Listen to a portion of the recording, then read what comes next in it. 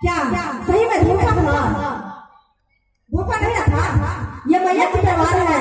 जो धोखा खाते हुए आते हैं वो धोखा नहीं खाते हैं, जरूर उनका सफलता होता है। और अपने दादा जी से कहना चाहते थे कि ताली उठाएंगे, हाथ उठा के ताली बजाएंगे।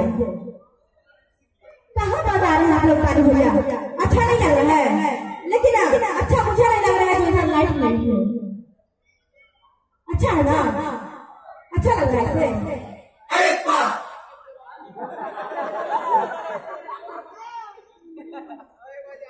प्रेम से बोलते वाली भैया कितने प्यारा सरवर भैया बैठे हुए हैं और ताली नहीं बजा रहे हैं। एक चिट्टा की बात करते हैं ना होए